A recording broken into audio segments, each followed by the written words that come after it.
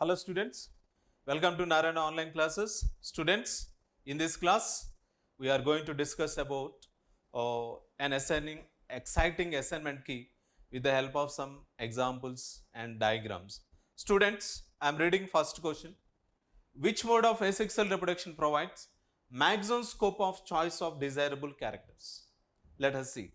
So here you know that the vegetative propagation, an artificial vegetative propagation called grafting, which provides a scope for the desirable characters of our choice.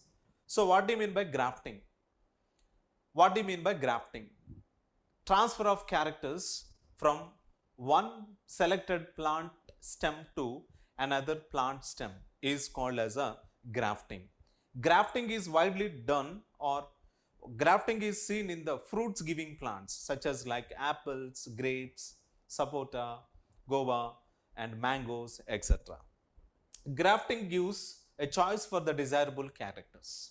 Suppose here the plant stem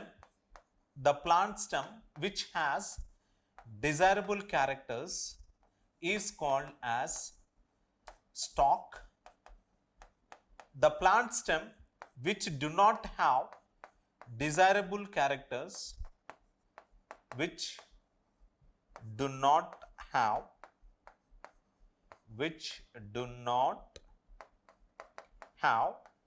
desirable characters,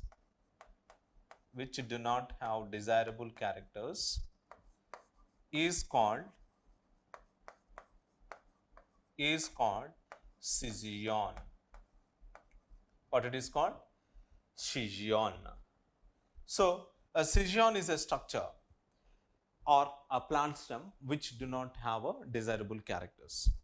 Let me tell you how does this grafting process done.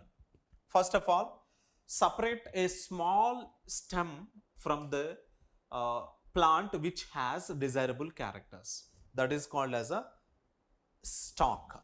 So take a small stalk from the selected plant, and after taking, fix this small stalk to another plant that do not have a desirable characters. Okay.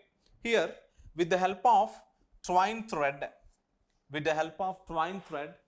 polythene bag, we have to cover the two stems like stalk and scission. So leave this stalk for some time. After some time, you can observe the desirable characters, they are moving through the genes to the stalk or to the scission. So in this case, the characters with the help of genes, they are moving from stalk to scission. When these genes are moving to scission, even the scission which do not have desirable characters, it develops new desirable characters with the help of genes coming from the stalk. So this entire process takes a lot of time, but it is widely used system across the agriculture fields in fruits giving plants and also in vegetables giving plants. Clear students? This is the simple process of grafting, which gives a scope for the choice of desirable characters. How the leaves propagates? How is it useful for plants? Suppose take leaves. The leaves like bryophyllum leaves, especially the bryophyllum. If you take the bryophyllum leaves, these bryophyllum leaves are well developed leaves, and if you look at the bryophyllum leaves, they are looking like this. So let us draw these leaves, so then we can understand how they propagates. So these leaves generally, from the edges of these leaves, you can see the production of new plants from these leaves.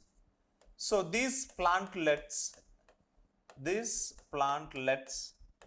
what do you mean by plantlets? Small plants, small growing plants are called as a plantlets.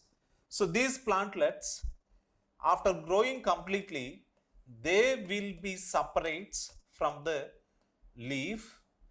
They will be separate from the leaf and develops into new plants. And even they have roots partially developed on the surface of this leaf. After certain time, these plantlets separates from the parent plant and enters into the soil and grows as a new plant. Grows as a new plant. So this kind of propagation is called as a vegetative propagation through the leaf.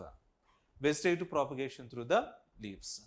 For the production of new plants in bulk quantity, for the production of new plants in bulk quantity, this vegetative propagation plays an important role.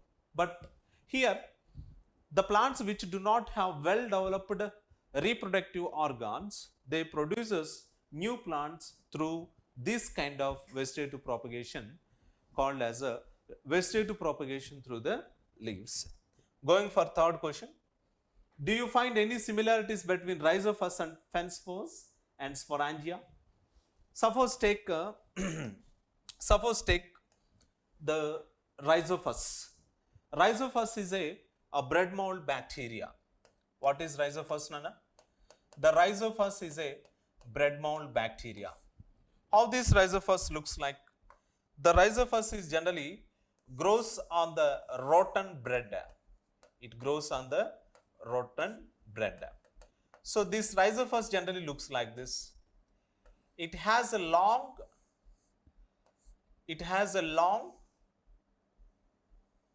thread-like structures or structure called as hyphae. At the tip of this hyphae, you can see small bag-like structure. This bag-like structure is called as sporangia or sporangium. Inside this sporangium, some specific dot-like microscopic structures are present, which are called spores. These spores are developed by a process called sporogenesis. Formation of spores is called as a sporogenesis. Even here also you can see the spores. Clear, students? So these spores are microscopic in nature. Each and every spore has a capability to develop into a new bread mold bacteria. So the spore generally looks like this. Okay. If you see this spore in front of microscope, you can see the cell membrane or the microscopic membranous structure, and inside this cytoplasm is seen. Inside this cytoplasm is seen. Okay. So anyway, the specific spores are generally looks like this. Even the nucleus is also visible in the cytoplasm of these spores. Same spores are seen in the ferrule spores are also. Ferrule spores are also looks like this. Specifically, sporulation or spore production. Formation of spores is called as a sporulation. Spores are similar in structure in rhizopus as well as whereas in fern plants. Specifically, their structure is similar. So the similar structure, what is the advantage of having similar structure? They looks similar in shape, but functionally they are different. Okay. If you take the spore of a bread mold bacteria, it gives birth to rhizopus. Whereas if you see the spore of a fern plant, it gives birth to a micro or a fern plant, isn't it? So this is the small history regarding the similarities of or similarities in between bread mold bacteria or rhizopus and fern spores. Going for fourth question. What are materials required for bread mold experiment? For bread mold experiment, we need some certain kind of materials. What are those? We need a glass slide. We Glass slide is nothing but microscopic slide. And we need glycerin solution. We need glycerin solution. We need safranin solution. We need safranin solution.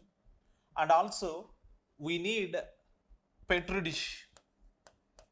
We need petri dish. And we need needle. We need needle. And we need cover slip. We need cover slip. These are the materials what we require for preparing bread mold bacteria slide. Okay. So how this slide looks like? How this slide looks like?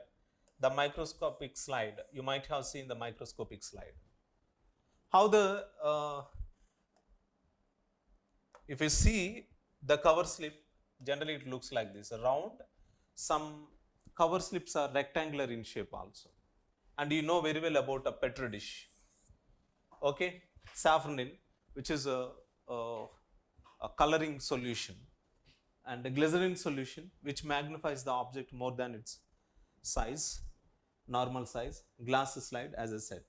So these are the materials required. What are the advantages of grafting? As we know very well, grafting helps in the production of desirable characters, which means to transfer